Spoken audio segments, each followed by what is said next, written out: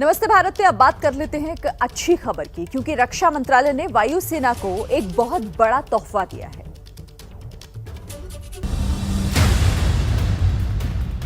देश की बढ़ती सुरक्षा जरूरतें और एलएसी पर चल रहे तनाव के बीच अब भारतीय वायुसेना और मजबूत होगी, क्योंकि वायुसेना के बेड़े में बहुत जल्द एक नया नाम जुड़ने वाला है और ये नाम है C-295। C-295 मीडियम वेट मालवाहक विमान है जो भारतीय वायुसेना के पुराने पड़ चुके एवरो एयरक्राफ्ट की जगह लेंगे। हाल ही में रक्षा मामलों की कैबिनेट कमेटी ने लगभग 22,000 करोड़ की इस डील को मंजूरी दी थी और शुक्रवार को इस पर आधिकारिक मुहर लग गई। डील के मुताबिक वायुसेना को 56 C-295 एयरक्राफ्ट मिलेंगे, जिसमें से 16 विमान अगले 4 सालों में वायुसेना को मिलने हैं। 40 विमानों को 10 सालों के भीतर देश में ही बनाया जाएगा। एयरबस डिफेंस कंपनी टाटा के साथ मिलकर 40 विमानों को बनाएगी। ये पहला मौका होगा जब देश की कोई निजी कंपनी एयरक्राफ्ट का निर्माण करेगी। It's been 11 years that we first agreed to partner, and Airbus and Tata Advanced Systems agreed to partner together for this project.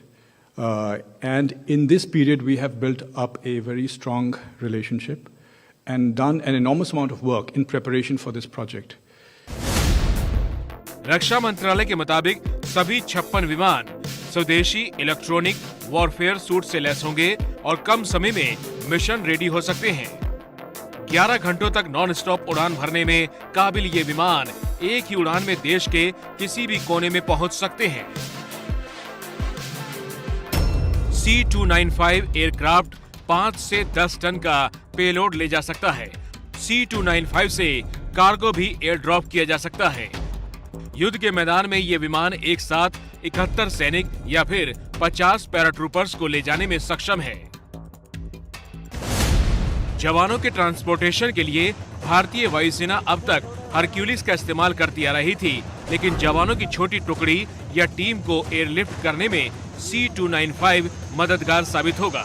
खासतौर पर दुश्मन के इलाके में जवानों के पैराड्रॉप में इसका बेहतर इस्तेमाल किया जा सकता है।